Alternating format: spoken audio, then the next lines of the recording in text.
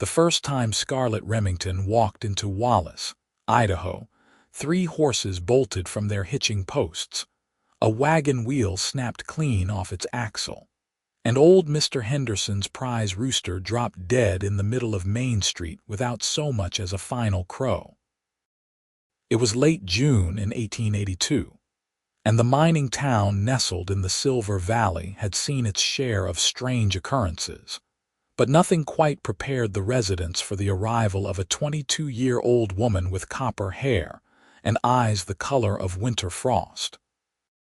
She stepped off the afternoon stage with nothing but a worn leather satchel and a look of weary resignation that suggested she had seen this reaction before. The stage driver practically threw her belongings onto the dusty street and departed without waiting for his usual rest stop, his face pale and his hands trembling on the reins. Scarlett stood in the center of the road, her gray traveling dress coated in dust, and watched the townspeople slowly emerge from doorways and around corners, their faces a mixture of curiosity and growing suspicion.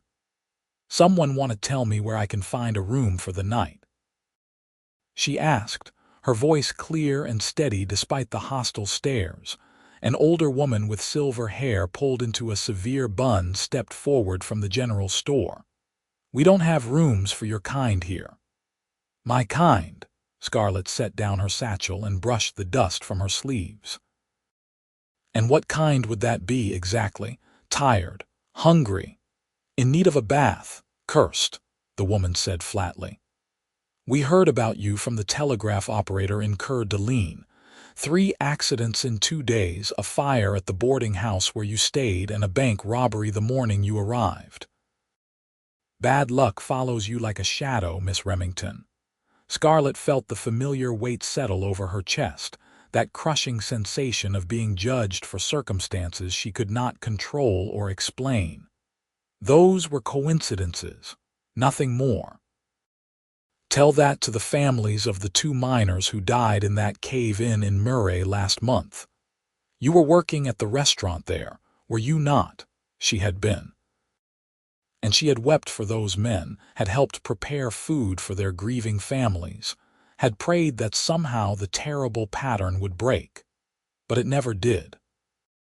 For 5 years now, since her 21st birthday when her parents had died in a freak lightning strike while she stood 20 feet away without a scratch, misfortune seemed to bloom wherever she planted her feet.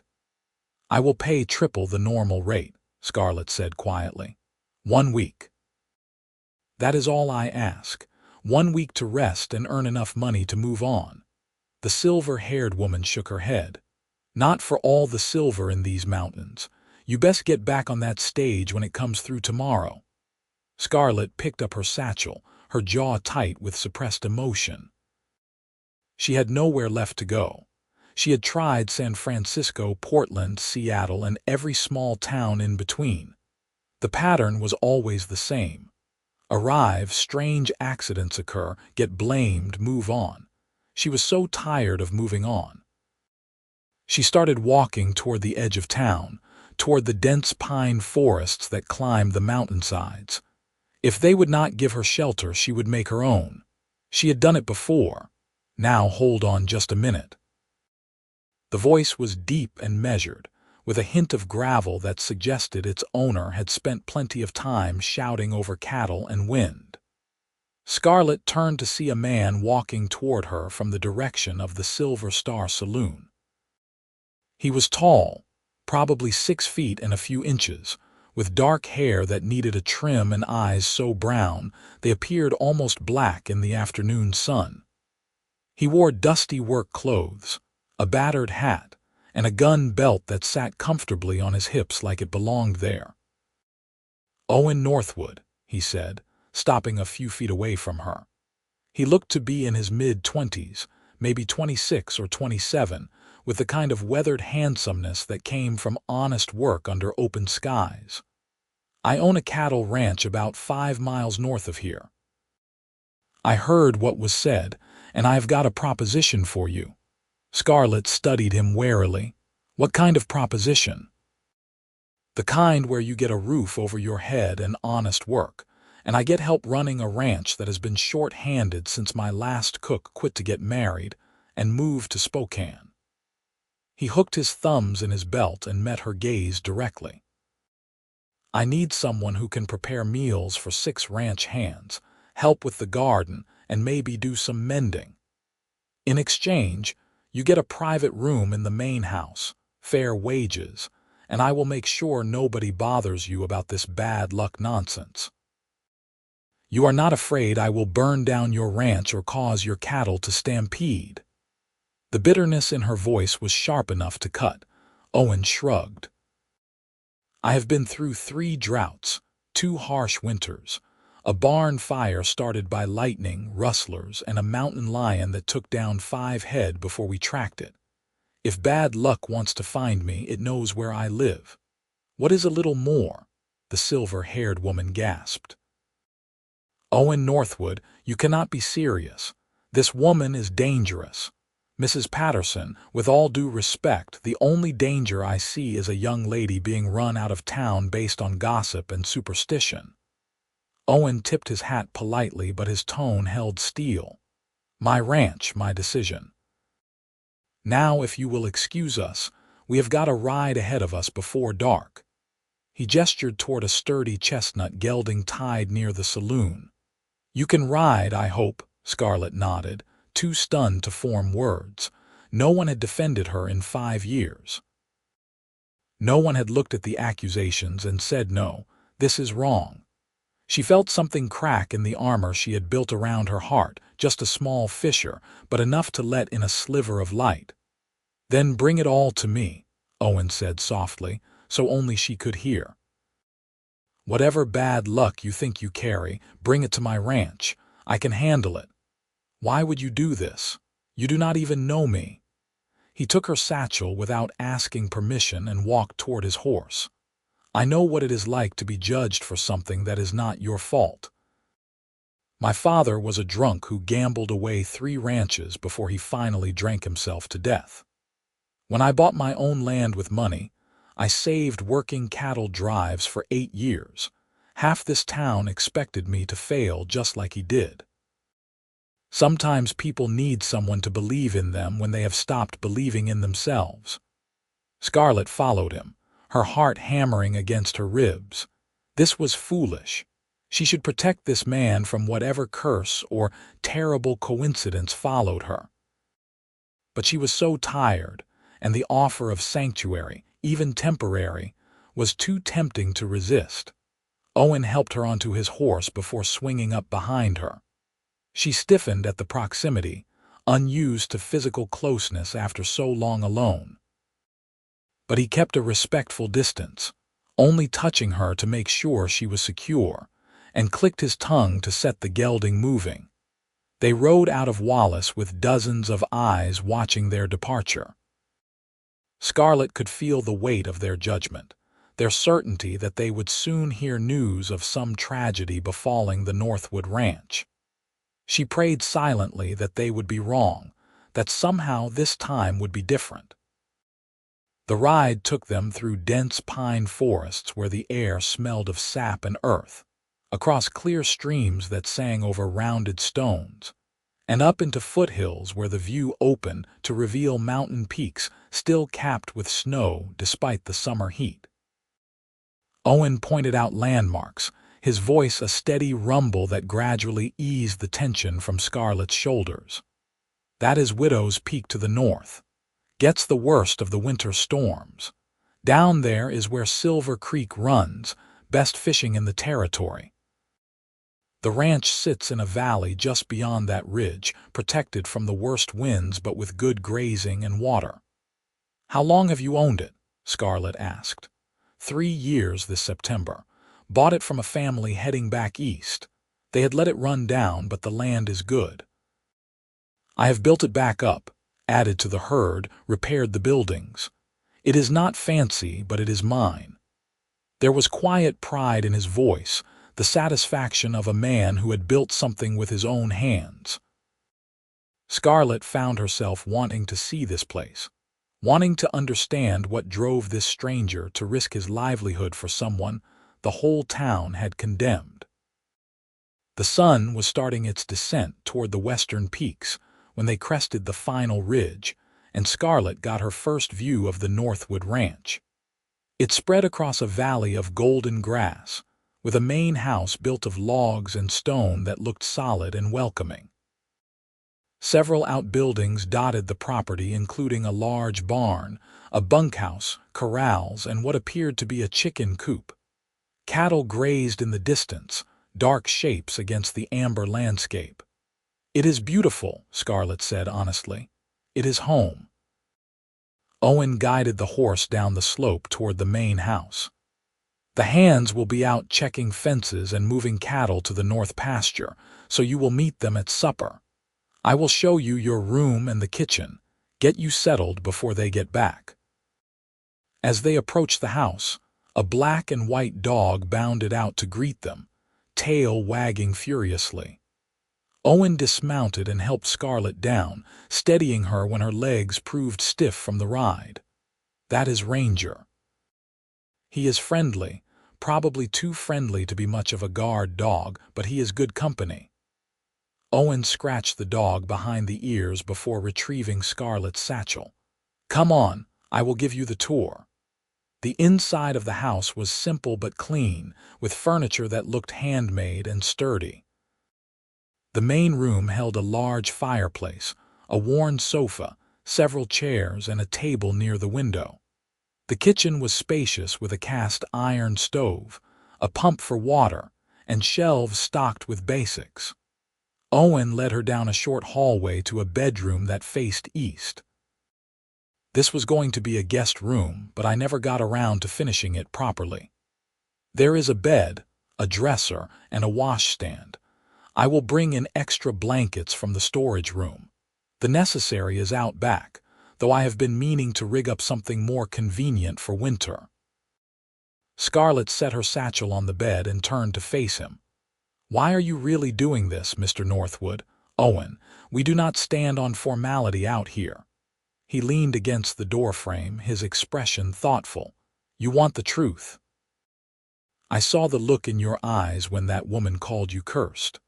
I saw how you held yourself together, even though I could tell you wanted to scream or cry or both. That takes strength, and I figure anyone that's strong is someone worth knowing, bad luck or not. You are either very brave or very foolish, probably both." He pushed off from the doorframe. "Get yourself settled. I will show you the kitchen setup and the pantry, and you can decide what to make for supper. The hands eat just about anything that is not moving, so do not worry about being fancy." Over the next hour, Owen showed Scarlett where everything was kept, explained the quirks of the stove, introduced her to the chickens that would provide eggs, and pointed out the garden that needed tending. He was patient and thorough, answering her questions without making her feel stupid for asking. Scarlett found herself relaxing in small increments.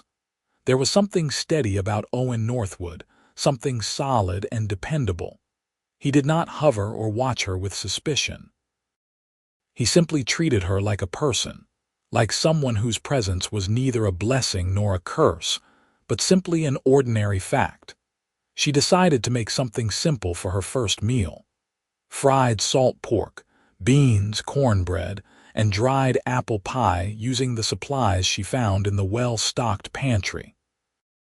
It felt good to work with her hands, to chop and mix and cook. This was something she understood, something she could control. The ranch hands arrived as the sun was setting, their voices carrying through the open windows as they washed up at the pump outside. Scarlett felt her anxiety spike. Would they have heard the gossip from town? Would they refuse to eat food prepared by her hands? They filed into the dining area adjoined to the kitchen, 5 men ranging in age from late teens to early 50s, all wearing the uniform of cowboys. Dusty clothes, worn hats, sun-darkened skin.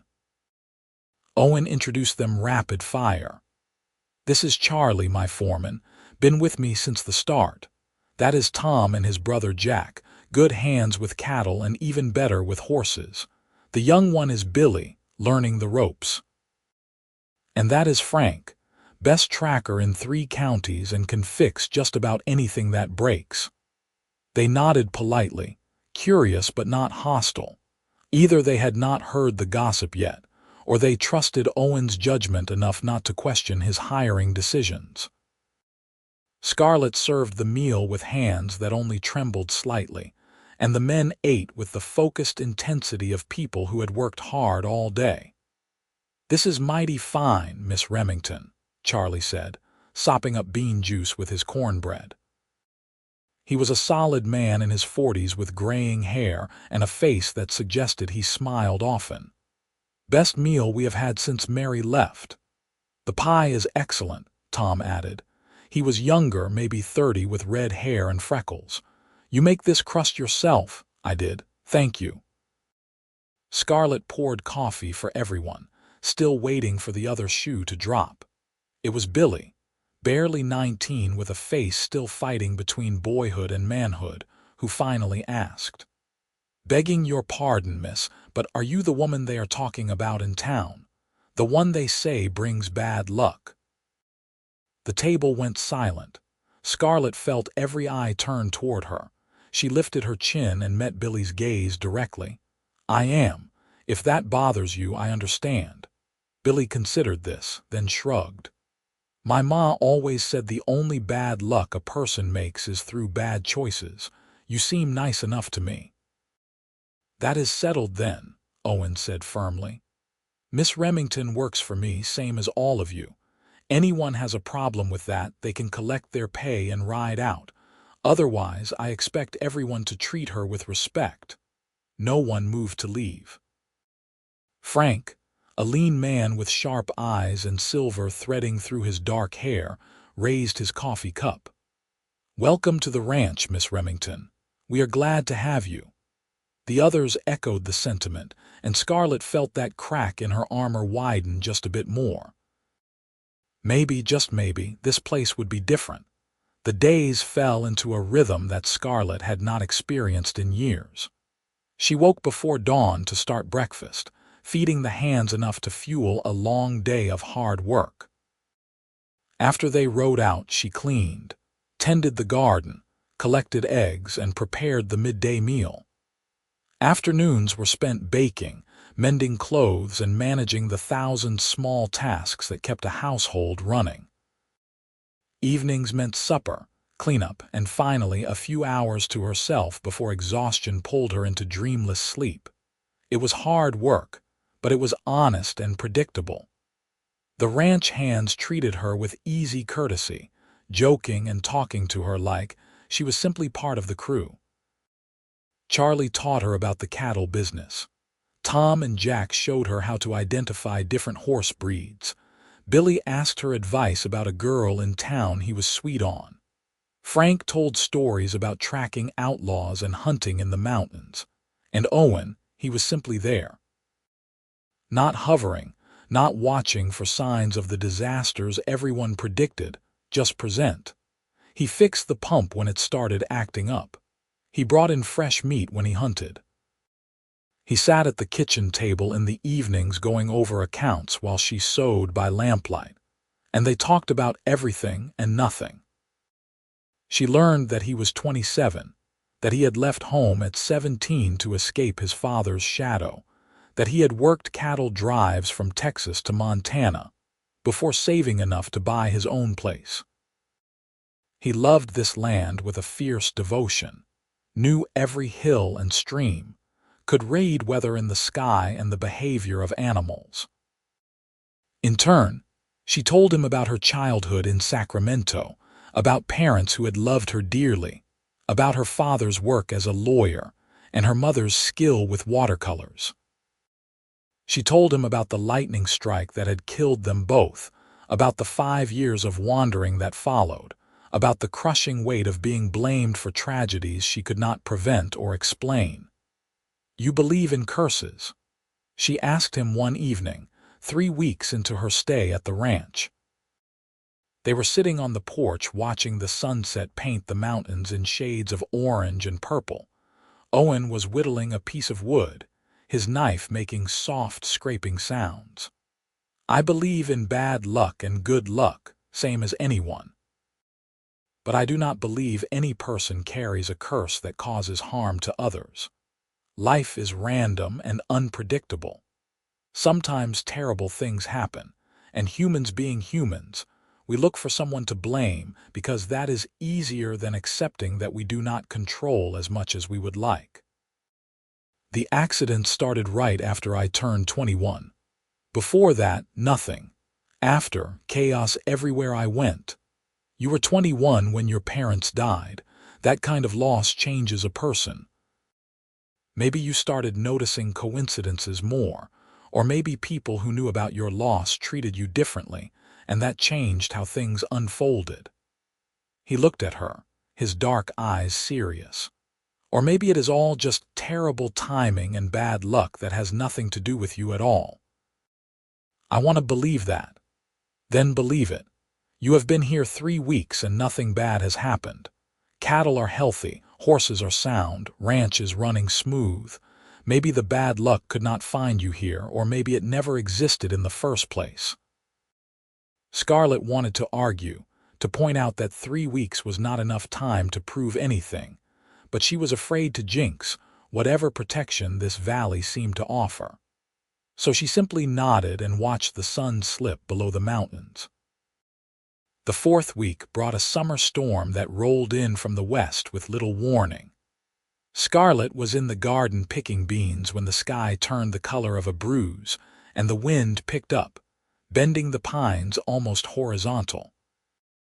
She grabbed her basket and ran for the house, making it inside just as the first fat raindrops began to fall. The storm hit with biblical fury. Rain came down in sheets, lightning cracked overhead, and thunder shook the windows in their frames. Scarlett stood at the kitchen window watching the deluge, her heart hammering. Storms had terrified her since the day her parents died. The door burst open and Owen stumbled in, soaked to the skin. "The hands are getting the horses into the barn. Some of the cattle are spooked, but they should be fine. We need to check the roof, though. I saw some shingles lifting on the north side." He was moving toward the storage room when Scarlett grabbed his arm. "Do not go back out there, please." Owen stopped, really looking at her for the first time since coming in. He must have seen the fear in her face because his expression softened. "Hey, it is just a storm. Loud but not dangerous if we are smart about it. Lightning killed my parents. One strike, both gone, and I was standing right there. I cannot watch you go out in this." He stood there dripping on the floor, torn between the practical need to protect his ranch and the woman in front of him who was barely holding herself together. Then he made his decision. "All right, the roof will hold or it will not. I am staying here." He went to change into dry clothes while Scarlett put coffee on with shaking hands. The storm raged for 2 hours, a fury of wind and water and electrical violence. Owen sat with her at the kitchen table, talking about nothing important, keeping her distracted with stories about cattle drives and the time a skunk got into the bunkhouse. When the storm finally passed, leaving behind the clean smell of rain and a sky washed clear, Owen went to check for damage. He came back 20 minutes later reporting one broken window in the barn, some downed branches, and yes, some missing shingles, but nothing that could not be repaired. "See, no curse, just weather." He poured himself another cup of coffee and met her eyes over the rim. "You all right?" "I am now." "Thank you for staying." Something shifted between them in that moment, some unspoken acknowledgement that this had become more than just an employer and employee arrangement. Scarlett felt it in the way Owen looked at her, the warmth in his eyes that had nothing to do with the coffee. She felt it in her own racing heart, in the way she had grabbed his arm without thinking, in how much his presence had steadied her during the storm. It was dangerous, this feeling. She had no right to draw anyone into her orbit, not when history suggested disaster would eventually follow. But Owen made her want to be selfish, made her want to reach out and hold onto something good for as long as she could. The hands noticed the change too, though they were too polite to comment directly. But Scarlett caught the knowing looks between Charlie and Frank, saw the way Tom and Jack made themselves scarce when Owen lingered in the kitchen after meals, heard Billy whisper to one of the horses that the boss was finally acting like a man with a woman on his mind. Owen started finding reasons to be near her. He helped her in the garden, his large hands surprisingly gentle with the delicate plants. He taught her to ride better, taking her on evening tours of the ranch where he pointed out his plans for expansion, his dreams for the future. He fixed things in the house that did not really need fixing, just to be in the same room. Scarlett found herself doing the same. She packed special lunches for him to take when he rode out for the day. She mended his clothes with extra care, her stitches small and even. She started baking his favorite pie, dried peach, whenever she had the ingredients. She caught herself watching him when he did not know she was looking, admiring the way he moved, the strength in his shoulders, the rare smile that transformed his serious face. It was Charlie who finally said something, catching Scarlett alone in the kitchen one afternoon while she was kneading bread dough. "That man is half in love with you already, you know." Scarlett's hand stilled. "I do not know what you mean." "Sure you do not." Charlie leaned against the counter, his expression kind. "I have known Owen since he bought this place. He has never looked at a woman the way he looks at you. Never brought one to the ranch, never talked about one over drinks, never showed the slightest interest despite half the unmarried women in Wallace making eyes at him. Maybe he is just focused on the ranch. He was. Until you showed up." Charlie picked up an apple from the bowl on the table and polished it on his sleeve. "I am not saying this to make you uncomfortable. I am saying it because I think you feel the same way, and you are both dancing around each other like nervous colts. Life is too short and too hard out here to waste time being cautious about things that matter."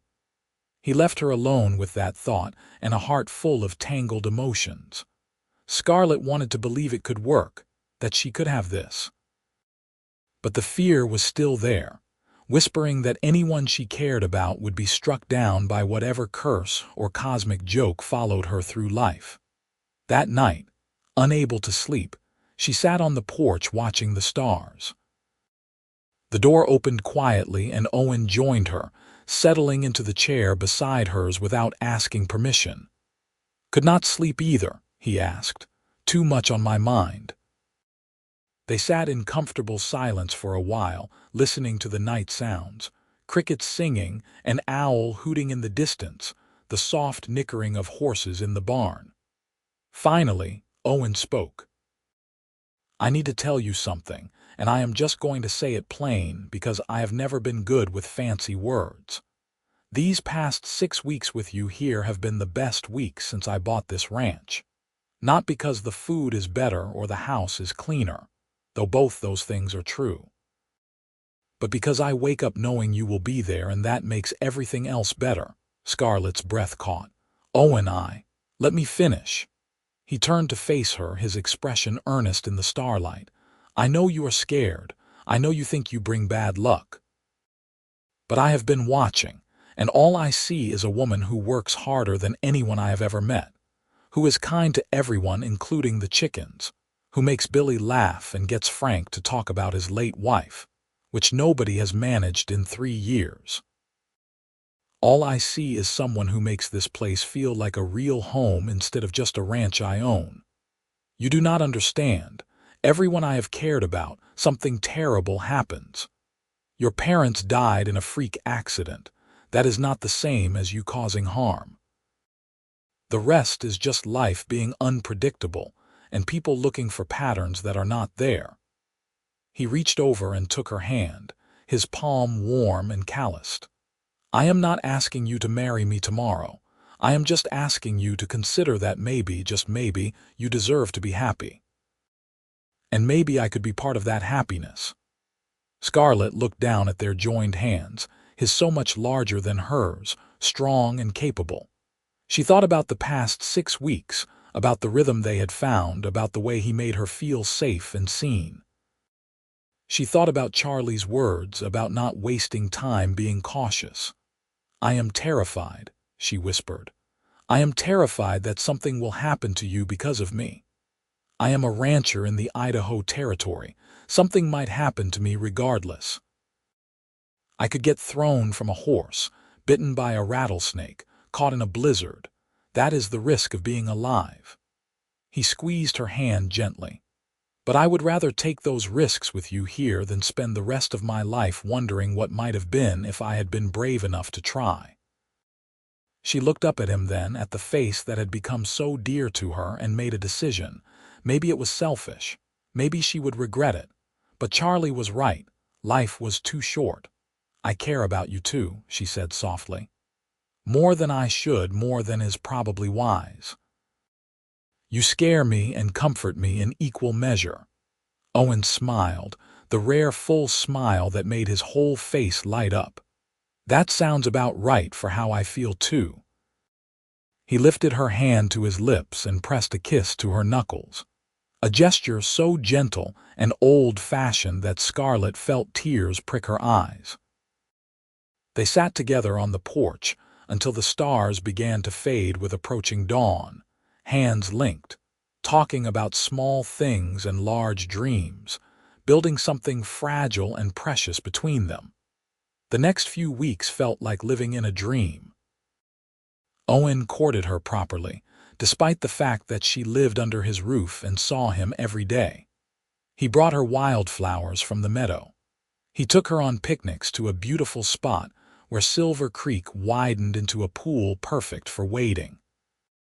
He taught her to dance on the porch one evening while Tom played the harmonica and the other hands clapped and hooted encouragement. He kissed her for the first time under a stand of aspens, their leaves shimmering like gold coins in the late summer sun. It was gentle and questioning, giving her room to pull away if she wanted. She did not want. She kissed him back with 6 weeks of pent-up feeling, and when they finally broke apart, he rested his forehead against hers and breathed out a laugh of pure happiness. "I have been wanting to do that since the day I met you in Wallace," he admitted. "You should have done it sooner. I was trying to be a gentleman. Try less hard next time." They laughed together, and Owen kissed her again, less gentle this time, more certain. Scarlett felt something unlock inside her chest, some knot of fear and loneliness that had been tied there for 5 years. With Owen's arms around her and his heart beating against hers, she let herself believe that maybe the bad luck was truly over. But peace never lasted forever, especially not in the Wild West of 1882. The trouble started on a bright September morning when 3 men rode onto the ranch property, their horses lathered and their eyes hard. Scarlett was hanging laundry when she saw them approach the house. Something about the way they sat their saddles, the way their hands rested near their guns, set off alarm bells. Owen came out of the barn and walked toward them, his own hand casual near his hip. Scarlett moved closer, not wanting to interfere but needing to see what was happening. "Help you gentlemen?" Owen asked, his tone polite but neutral. The lead rider, a man with a scarred face and a cruel mouth, looked around the ranch with calculating eyes. "This the Northwood place?" "It is. I am Owen Northwood. Heard you hired on a woman from Wallace. Redhead." Bad luck following her like a shadow. Owen's expression went cold. "I have an excellent cook, if that is what you mean, but I fail to see how my hiring choices are any business of yours. They are our business when that woman owes us money." The scarred man leaned forward in his saddle. "Her daddy took out a loan from our boss 5 years back. When he died, the debt passed to his daughter. We have been tracking her across 3 territories. Scarlett felt ice flood her veins. Her father had never mentioned a loan, but he had been handling money troubles toward the end, worries he had tried to shield her from. "How much?" she called out, stepping forward despite Owen's warning glance. $300 plus interest. Call it 500 total. It was a fortune, more money than Scarlett could earn in 2 years. "I do not have that kind of money, and I have no proof my father borrowed anything from your boss. We have proof. Paper right here." The man pulled a folded document from his coat. "Signed and witnessed legal. You pay up or we take payment in other ways." Owen moved to stand between Scarlett and the riders. "She is under my protection. You want to collect a debt, you show me that paper and we will verify it is legitimate. If it is, we will work out a payment plan. But you do not threaten anyone on my land." The scarred man studied Owen for a long moment, taking in the gun at his hip, the steady stance, the absolute certainty in his voice. "We will be back in 3 days. Have our money ready or there will be consequences." They rode out, kicking up dust and leaving tension thick in the air. Owen turned to Scarlett, his jaw tight. "Tell me everything you know about your father's finances." They went inside and Scarlett explained what little she knew. Her father had been struggling in the year before he died, losing cases and clients to younger, more aggressive lawyers. He had been worried about money, about providing for the family, but he had never mentioned a loan. When he and her mother died, Scarlett had sold the house to cover funeral expenses and outstanding debts. There had been nothing left over, but also no mention of any loan from a private lender. "It could be fake," Owen said, pacing the kitchen. "Loan sharks and criminals forge documents all the time, then prey on grieving family members who do not know better. Or it could be real, and I owe them $500 I do not have. Even if it is real, there are legal ways to handle debt collection. Threatening a woman on a remote ranch is not one of them." Owen stopped pacing and looked at her. "I am riding into Wallace tomorrow to talk to the sheriff. These men need to present their claim properly, and if they are legitimate, we will figure out a way to pay them off over time." "Owen, this is not your problem." "Like hell it is not." He came to her and took her hands, his grip firm. "You are my problem. Gladly. Willingly. Those men do not get to come to my ranch and threaten you." Scarlett leaned into him, drawing strength from his solid presence, but fear gnawed at her. This felt like the pattern starting again. Something good in her life, followed by disaster. She had dared to be happy, and now these men had appeared like wolves scenting blood. Owen rode into Wallace at first light with Charlie accompanying him for backup. He returned late that afternoon, his face grim. "Sheriff Coleman says there is not much he can do unless they commit a crime in his jurisdiction. But he knows the men. They work for Silas Crane, a loan shark and criminal who operates out of Spokane. The sheriff sent a wire to verify the debt, but it will take a few days to hear back. So we just wait." Scarlett's hands twisted in her apron. "We wait and we prepare. I have the hands staying close to the ranch. We take shifts watching at night. If those men come back and try anything, we will be ready." The next 3 days were tense. Everyone on the ranch felt it, the waiting for the other shoe to drop. Tom and Jack took turns watching the road. Frank checked and rechecked the weapons. Billy stayed close to the house, his youthful face creased with worry. Charlie made sure the horses were ready in case anyone needed to ride for help fast. Owen barely left Scarlett's side when he was not actively working. He taught her to shoot, taking her out behind the barn and setting up targets until she could hit a can at 20 paces more often than not. "Just in case," he said, though they both hoped it would not come to that. On the 3rd day, the men returned. But this time there were 6 of them, and they came at dusk when the light was failing. Owen had everyone gather in the main house, All hands armed and positioned at windows. The scarred man called out from the yard. "We are here for our money, Northwood. Send out the woman with $500 and we will be on our way." Owen stepped onto the porch, his rifle held loose but ready. "The sheriff in Wallace is verifying your claim. When he confirms it is legitimate, we will arrange payment. Until then, you are trespassing on private property. We are done waiting. The woman comes with us or we start shooting." "That would be a mistake." Owen's voice was cold and level. "You are 6 against 7 and we have better cover. You might take some of us down, but I guarantee you will not walk away. Is $500 worth your lives?" There was a long silence.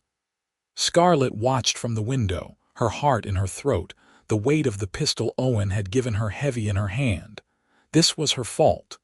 These good men were risking their lives because of a debt she might owe, because of the bad luck that followed her. Finally, the scarred man spoke again. "We will give you 1 more week, but if we do not have our money by then, we are burning this place to the ground with everyone in it." They rode off into the gathering darkness, leaving behind threats and fear. Owen came back inside, and Scarlett saw the worry in his eyes despite his calm exterior.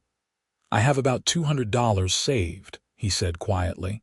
"If we sell some cattle fast, maybe we can get close to 500. It will hurt the ranch, but we can recover." "No." Scarlett stood up, decision crystallizing. "This is my debt, if it even exists. I will not let you sacrifice what you have built. There has to be another way." Charlie cleared his throat. "The men and I have been talking. Between us, we can chip in about $70. It is not much, but it is something." Scarlett felt tears threaten. "I cannot take your money." "Sure you can," Tom said. "We all pitch in around here. That is how a ranch works." "Besides," Frank added with a rare smile, "you make the best pies I have had in 20 years. That is worth at least $10 right there." Despite the tension, everyone laughed. But Scarlett knew it was not enough. They might scrape together 300, maybe 350 if they pushed. But 500 was still out of reach, and she would not let Owen destroy his financial security for her. That night, unable to sleep, she made a decision. She would leave. She would ride to Wallace, turn herself over to these men, work off the debt however they demanded. It would be terrible, probably dangerous, but it would save Owen and the ranch. It would save these men who had shown her nothing but kindness. She packed her few belongings quietly, moving through the dark house like a ghost. She was in the kitchen gathering some food for the journey when the lamp suddenly flared to life. "Going somewhere?" Owen stood in the doorway, his hair mussed from sleep, his eyes hard. Scarlett froze. "I am ending this before anyone gets hurt. By offering yourself up to criminals. That is your solution." He crossed the room in 3 long strides and gripped her shoulders. "Do you have any idea what men like that would do to you? You would be lucky if all they did was make you work off the debt. I would be alive and you would be safe. That is all that matters. Not to me." His voice cracked slightly. "Scarlett, I am in love with you, completely, deeply, forever kind of love. I am not letting you sacrifice yourself for a debt that probably does not even exist." The world seemed to stop. Scarlett stared at him, at the man who had defended her, protected her, believed in her when no one else would.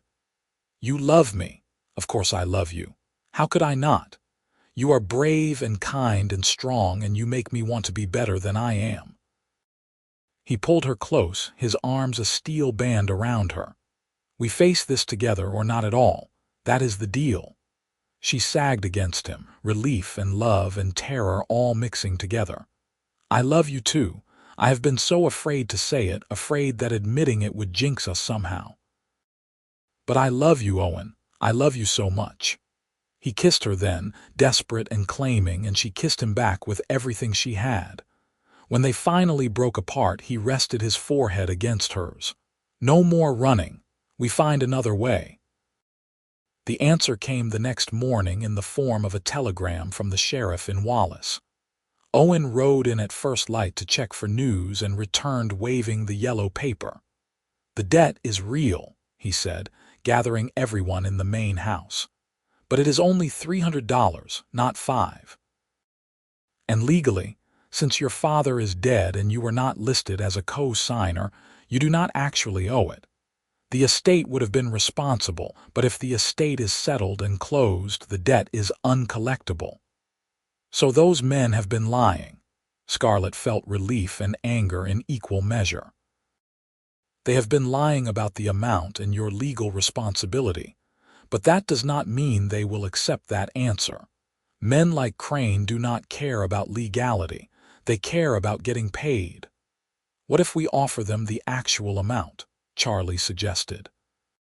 "300 is doable if we all pool resources and sell some cattle."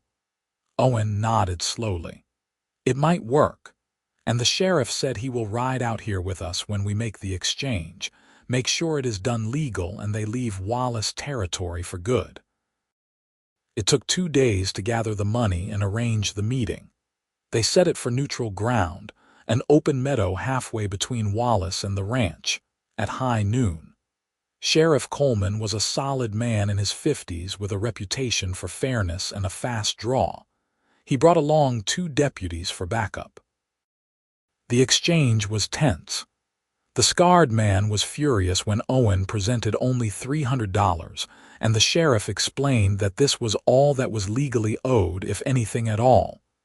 "You are trying to cheat us," the man snarled. "I am trying to settle a questionable debt fairly," Owen replied. "Take the money and go, or deal with the sheriff and his deputies. Your choice." For a moment, it looked like it might turn violent. Hands hovered near guns, horses stamped nervously, and Scarlett held her breath. Then Silas Crane himself rode up, a well-dressed man with dead eyes and a businessman's ruthlessness. He looked at the money, at the sheriff, at the assembled group. "I will take the 300, but only because I have bigger concerns than chasing one woman across the territory. But I am telling you now, Miss Remington, if you ever set foot in Spokane, I will collect the difference plus interest. Stay out of my city." "That will not be a problem," Scarlett said, her voice steady despite her racing heart. Crane took the money, counted it, and nodded to his men. They rode out without another word, leaving behind a group of people collectively exhaling in relief. Sheriff Coleman tipped his hat to Owen. "You did good work here. Most people would not have stood up to Crane's men like that." "Most people do not have as much to protect," Owen replied, looking at Scarlett. The ride back to the ranch felt like emerging from a dark tunnel into sunlight. The threat was over. The debt was paid. Scarlett was free of the shadow that had been hanging over her since her parents' death. That evening, after a celebratory dinner where the hands told increasingly exaggerated stories about the standoff, Owen asked Scarlett to walk with him. They headed toward his favorite spot by Silver Creek, where the water ran clear over smooth stones and the trees formed a natural cathedral. "I have been thinking," Owen said as they settled on the bank, their feet dangling in the cold water, "about the future. About what I want and what kind of life I want to build." "And what did you decide?" Scarlett asked, though her heart already knew. "I decided that I do not want to build it alone. I want a partner, someone who will stand beside me through droughts and storms, good years and bad, rustlers and loan sharks and whatever else life throws at us." He turned to face her, his eyes serious. "I want you, Scarlett. Not just as my cook or my employee. I want you as my wife." He pulled a ring from his pocket, simple silver with a small blue stone. "This was my grandmother's. It is not fancy, but she wore it for 50 years and loved my grandfather every one of those days. I am hoping it will bring us the same luck." Scarlett looked at the ring, at Owen's hopeful face, at the ranch visible in the distance, and felt a happiness so complete it was almost painful. "Yes, Yes, I will marry you." He slipped the ring on her finger and kissed her as the creek sang beside them, and the mountains watched over them like ancient guardians. When they finally headed back to the ranch, hand in hand, Scarlett realized she had not thought about bad luck once. All she felt was gratitude and love and hope for whatever came next. They married in October, in Wallace at the small church on the hill. The town had come around, slowly, as news spread about how Owen and his hands had stood up to Crane's men and protected Scarlett. People who had once called her cursed now saw her as someone who had been treated unfairly, someone who deserved a second chance. Mrs. Patterson, the silver-haired woman who had initially rejected Scarlett, was the first to apologize. "I was wrong about you," she said simply. "You are a good woman, and Owen is a lucky man." The wedding was simple but perfect. Scarlett wore a dress borrowed from Tom's wife, who lived in town and was delighted to help. Charlie stood up as Owen's best man. The ranch hands all attended, scrubbed clean and wearing their Sunday best. Even Sheriff Coleman came, bringing his wife and a handmade quilt as a gift. Owen stood at the altar looking nervous and proud in equal measure, and when Scarlett walked down the aisle, his face transformed with such joy that half the congregation found themselves wiping their eyes. They exchanged vows in clear, steady voices, promising to love and honor and cherish through whatever life brought them. When the preacher pronounced them married, Owen kissed his bride with a tenderness that made the moment feel sacred. The reception was held at the ranch, with tables set up outside and food contributed by half the town. There was music and dancing and laughter that carried long into the night. Tom played the fiddle while Jack called out dance steps. Frank told stories that had everyone howling. Billy got up the courage to ask that girl he liked to dance, and she said yes.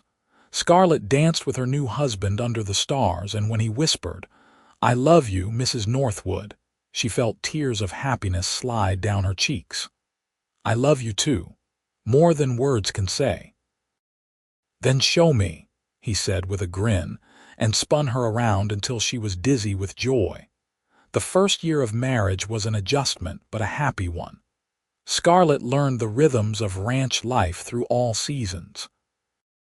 She experienced her first Idaho winter, brutal and beautiful, with snow that piled high and temperatures that dropped so low the water in the washing bucket froze solid.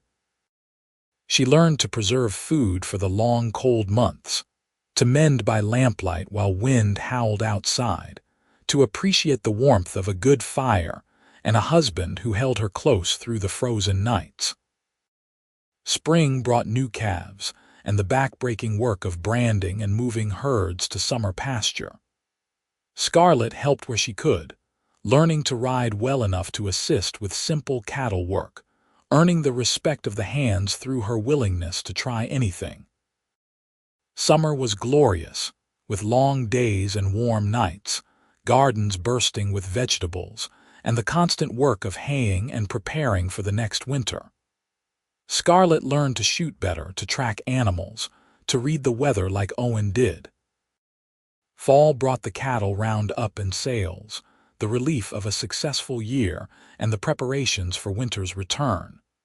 It also brought news that made Scarlett nervous and excited in equal measure. She was pregnant. Owen was thrilled, terrified, and completely attentive all at once. He insisted she not lift anything heavy, worried when she had morning sickness, and read every book on childbirth he could get his hands on. Charlie found this hilarious and told Owen to calm down before he drove his wife crazy. "Women have been having babies since the beginning of time," Charlie pointed out. "She is going to be fine." But Owen remembered what the town had said about bad luck, remembered Scarlett's fear of bringing harm to those she loved, and he worried. What if something went wrong? What if the old superstitions were right and trouble found them now, when they had so much to lose? Scarlett saw the worry in him and addressed it head-on one evening as they sat by the fire. "You are afraid." "I am terrified," he admitted. "I know we have been fine. I know nothing bad has happened since you came here, but what if—" "Stop." She took his hand and placed it on her belly where the baby was just starting to show. "I am afraid too. Every day I am afraid that this happiness will be taken away. But I cannot live my whole life in fear. Neither can you.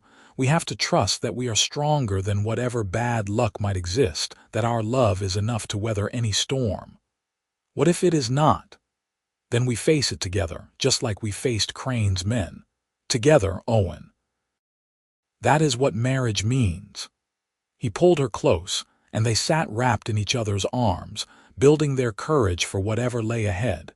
Scarlett's pregnancy progressed normally through winter and into spring.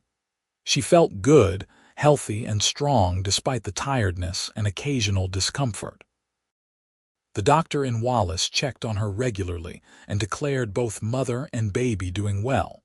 The hands were absurdly excited about the baby. Tom and Jack started building a cradle in the barn during their off hours. Frank whittled toys. Billy practiced holding the neighbor's baby so he would know what to do when the time came, despite having no responsibility for infant care whatsoever. Charlie appointed himself chief worrier after Owen, making sure Scarlett was never on her feet too long and had everything she needed. "I have 7 children," he told her proudly. "I know a thing or two about expectant mothers. You need to rest more." "I need to not be treated like an invalid," Scarlett replied, but she was touched by the concern. The baby came on a warm May evening in 1884, arriving faster than expected and with enough drama to scare 10 years off Owen's life. The doctor almost did not make it in time, and it was Mrs. Patterson who ended up assisting, the older woman proving to have steady hands and a calm demeanor despite the chaos. Owen paced the porch with the hands, all of them jumpy as cats, starting at every sound from inside the house. When the baby's first cry split the air, Owen nearly broke down the door trying to get inside. "You have a son," Mrs. Patterson announced, beaming. "A healthy, loud son." Owen stumbled to the bedside where Scarlett lay exhausted but radiant, holding a red-faced, squalling infant. "A boy," he breathed, touching the baby's tiny hand with one finger. "We have a son." "We have a son," Scarlett agreed, tears streaming down her face. "And he is perfect." They named him James Northwood after Owen's grandfather. James was a sturdy baby with his father's dark hair and his mother's fair skin, and he was utterly loved from his first breath. The hands took turns holding him, each one sworn to protect the little one with their lives. "No bad luck here," Charlie said, rocking James gently. "Just a beautiful, healthy baby. Looks like those superstitions were nonsense after all." Scarlett looked around the main room at these men who had become her family, at her husband who gazed at their son with wonder, at the home they had built together, and felt a peace she had never thought possible. The bad luck had not followed her here, or perhaps it had never existed at all. Either way, she was done running, done fearing. This was her life now, and it was good. The years that followed were full and busy. James grew into a curious, energetic boy who followed his father everywhere and asked endless questions about everything. The ranch prospered, growing from a modest operation to one of the most successful cattle operations in the Silver Valley. Owen bought more land, increased the herd, and built a reputation for fair dealing and quality livestock. Scarlett became known throughout the territory not for bad luck, but for her kindness and her skill with healing herbs. She helped neighbors through illnesses, assisted with difficult births, and became someone people turned to in times of trouble. The irony was not lost on her that the woman once called cursed was now seen as a blessing to the community. When James was 3, Scarlett gave birth to twin daughters, Eleanor and Grace. The girls had their mother's copper hair and their father's dark eyes, and they wrapped their father around their tiny fingers from day one. Owen, who had been stern and serious before James, became downright silly with his daughters, playing tea party and letting them braid his hair. "You are a fool for those girls," Charlie teased, watching Owen crawl around on the floor pretending to be a horse while the twins shrieked with laughter. "Absolutely," Owen agreed, not caring one bit. The ranch hands came and went over the years, but Charlie, Tom, Jack, Frank, and Billy all stayed, becoming as much a part of the Northwood family as any blood relation. Billy eventually married his sweetheart from town and brought her to work at the ranch as well. Tom and Jack bought land nearby and started their own, smaller operation, but still helped with the major work at the Northwood place. Scarlett sometimes thought about those first terrifying days in Wallace, about the fear and loneliness that had defined her life for so long. It felt like another lifetime, something that had happened to a different person. That frightened, desperate woman who had stepped off the stage expecting rejection had been transformed by love and acceptance into someone confident and content. One evening when James was 12 and the twins were 9, the family sat on the porch watching the sunset as they often did. James was reading aloud from a dime novel about cowboys and bandits, doing different voices for each character. The twins were supposed to be sewing but were mostly giggling and tickling each other. Owen had his arm around Scarlett and she leaned into his solid warmth. "You remember when we met?" she asked softly. "Every detail. You looked like you were ready to take on the whole town single-handed, even though you were terrified. I was certain you were insane for offering me a job. I was certain I was insane too, but in the best possible way." He kissed the top of her head. "Best decision I ever made." "Papa, stop being mushy," Grace called out. "We are trying to concentrate here." "You are trying to poke your sister with a needle," Owen replied. "That is not concentrating, that is mischief." "Same thing," Eleanor said, and both girls dissolved into giggles again. James looked up from his book. "Ma, is it true what Grandma Patterson said? That people in Wallace thought you were cursed when you first came here?" Scarlett exchanged a glance with Owen. They had never hidden the past from their children, but they had also not emphasized the uglier parts. "Yes, it is true. Some people believed I brought bad luck wherever I went." "That is dumb," James said firmly. "You are the luckiest thing that ever happened to this family." "Here, here," Owen said, raising an imaginary glass. "But why did they think that?" Eleanor asked, abandoning her sewing entirely. So Scarlett told them, not hiding the pain but also not dwelling on it. She explained about her parents' death, about the years of wandering, about arriving in Wallace with nowhere left to go. She told them about their father's incredible act of faith, offering her a home when no one else would.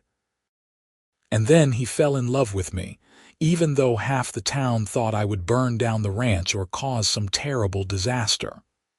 "I knew better," Owen said.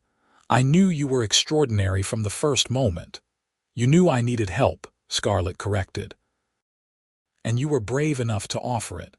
Grace climbed into her mother's lap, even though she was getting too big for it. "I am glad Papa helped you.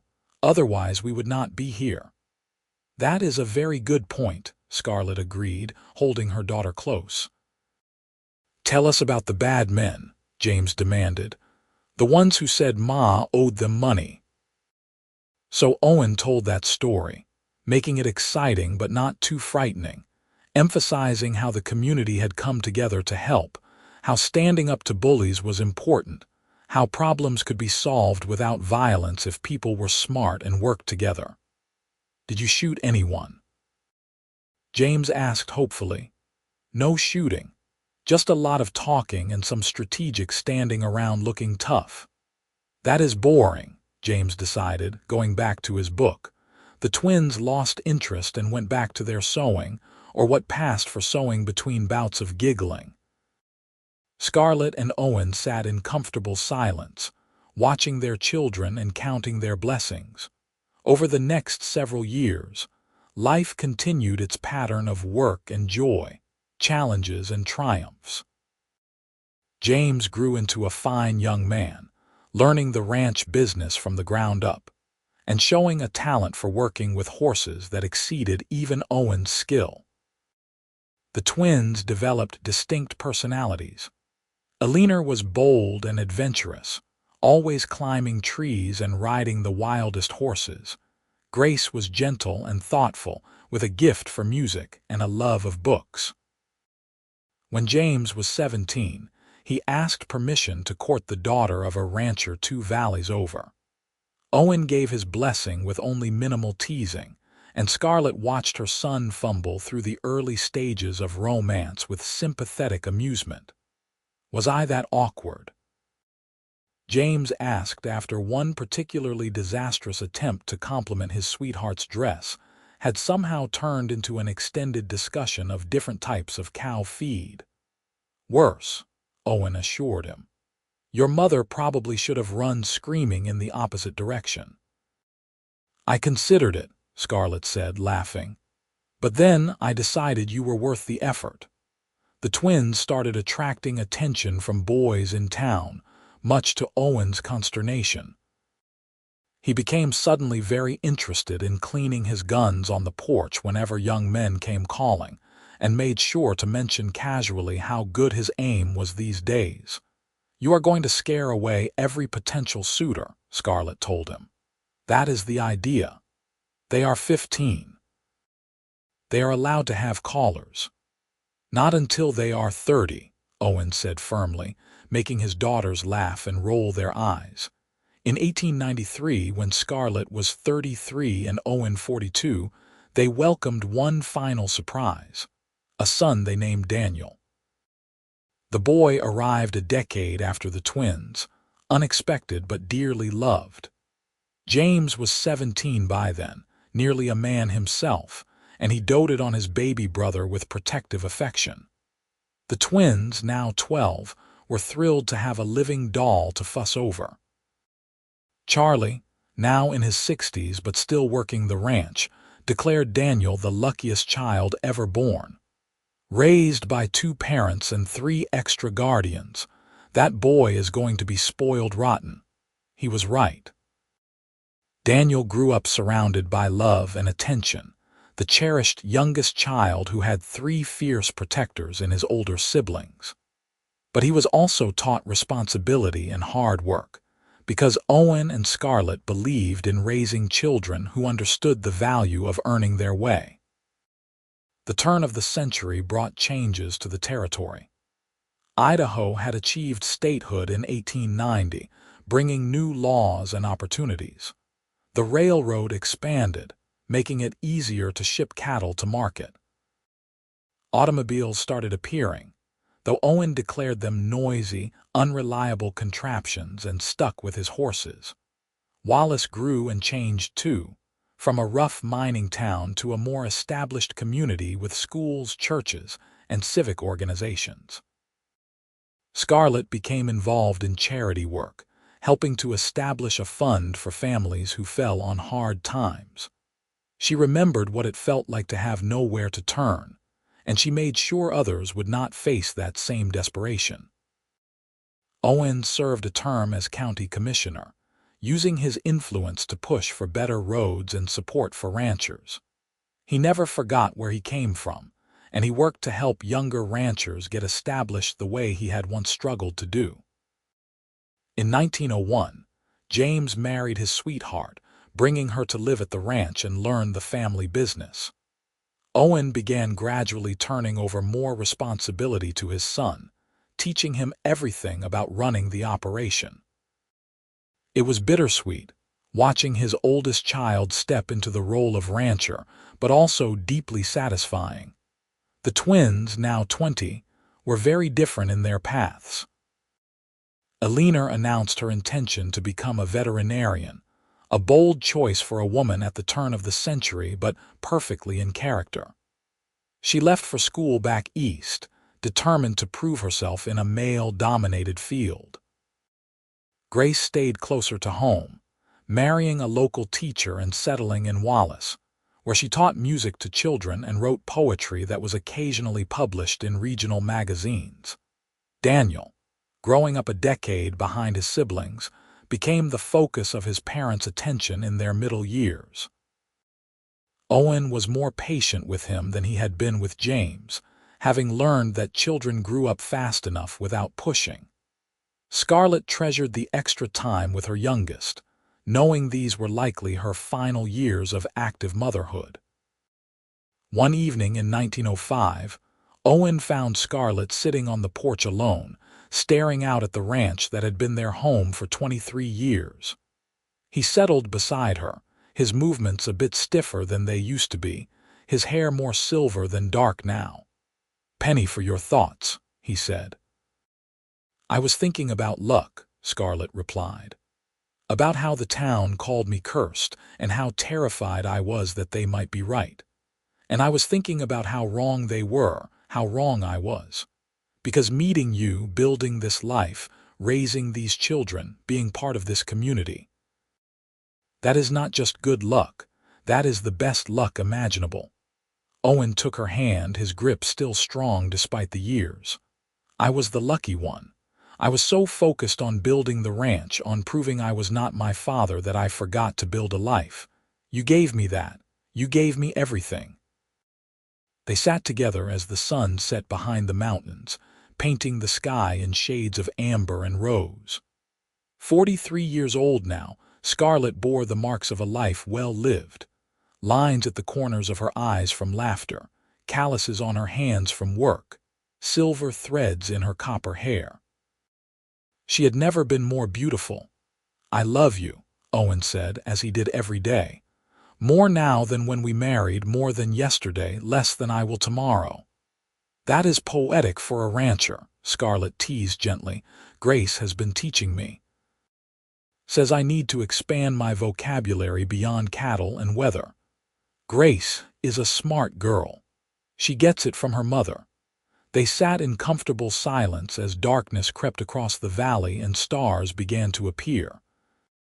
Inside the house, they could hear Daniel practicing his reading aloud, his young voice stumbling over the bigger words. From the barn came the sounds of horses settling for the night and Charlie's off-key humming as he finished evening chores. This was home. This was family. This was the life they had built together, from a chance meeting in a hostile town, from a cowboy's decision to help a stranger, from a woman's courage to accept that help and believe she deserved happiness.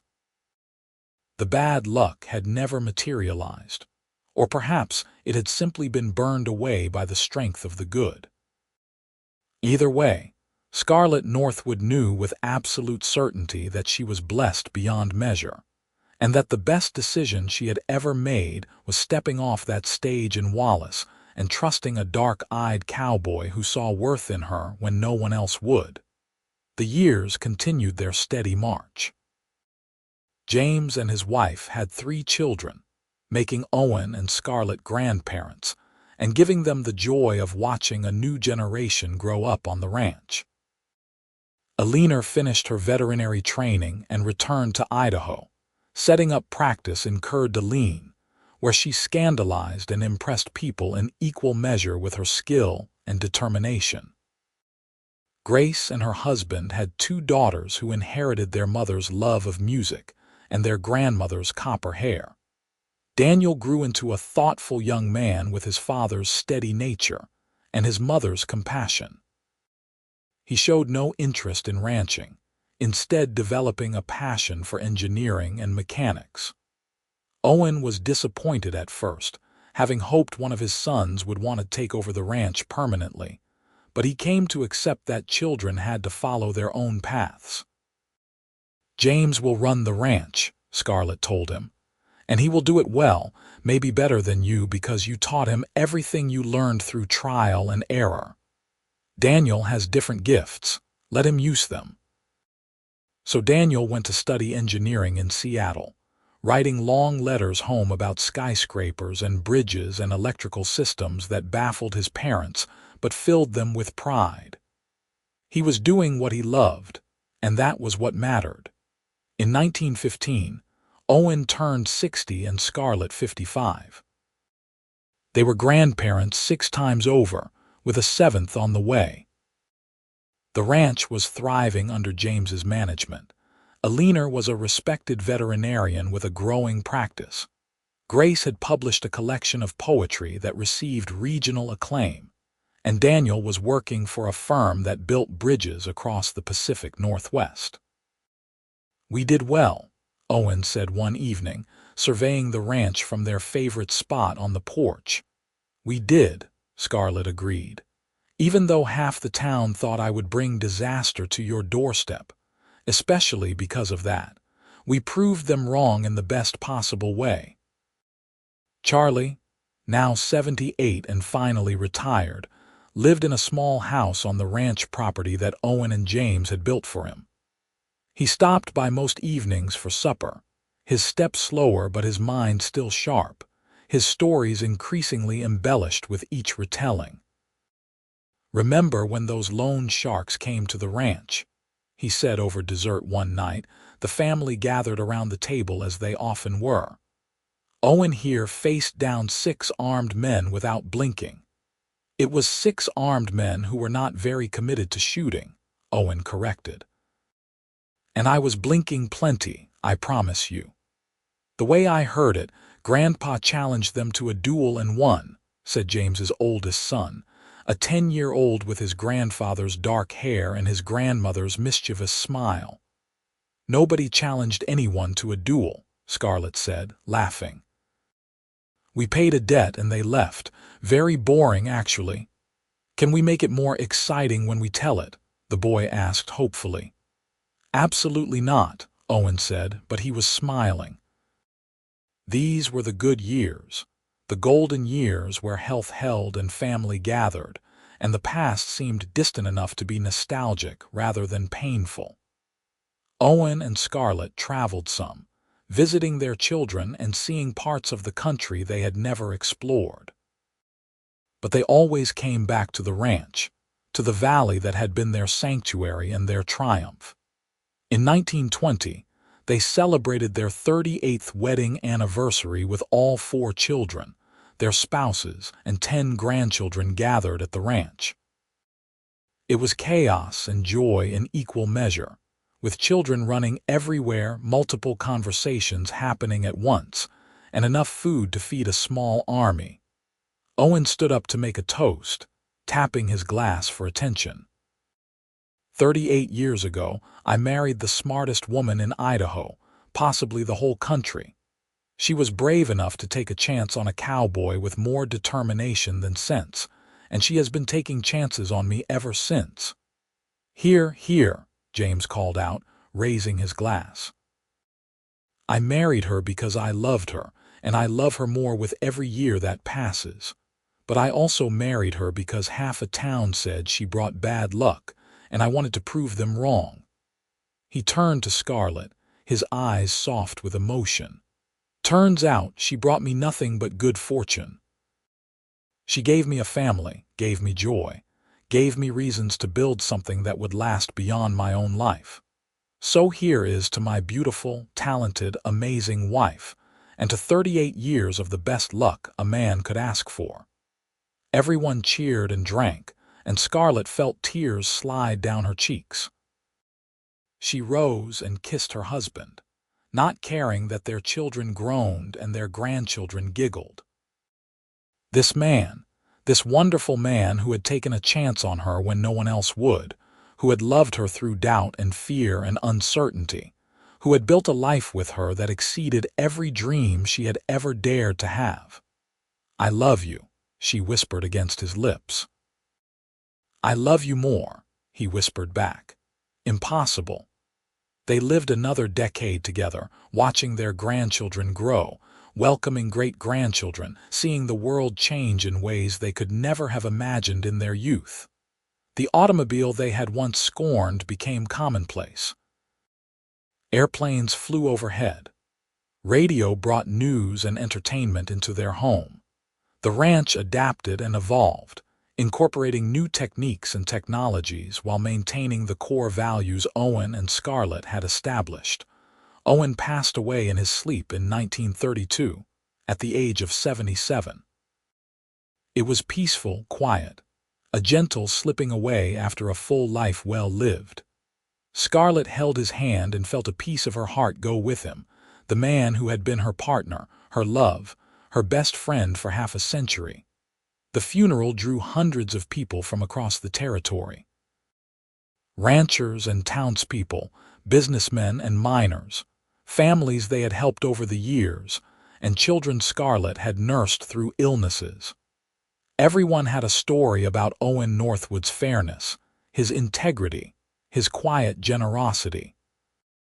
"He was a good man," the current sheriff said, shaking Scarlett's hand. "One of the best I have known." "He was the best," Scarlett replied simply. She lived 3 more years without him, surrounded by family, cared for lovingly by children and grandchildren who made sure she never wanted for anything. But she missed Owen with an ache that never quite faded, missed his steady presence and dry humor, and the way he looked at her like she was the most important person in the world. In the spring of 1935, Scarlett Remington Northwood passed away in her sleep, in the room she had first occupied 53 years earlier when a cowboy offered her shelter from a hostile town. She was 75 years old, surrounded by photographs of her family, quilts made by her daughters and granddaughters, and the simple silver ring Owen had placed on her finger in 1882. They buried her next to Owen on a hill overlooking the ranch, under a sky so blue it seemed impossible. All 4 children were there, along with their families, and representatives from every part of the community the Northwoods had touched over their years in Idaho. James stood at the graveside, looking down at the valley his father had built and his mother had made a home, and spoke for all of them. "Our mother arrived in Wallace believing she was cursed, that she brought bad luck wherever she went. Our father said, 'Then bring it all to me.'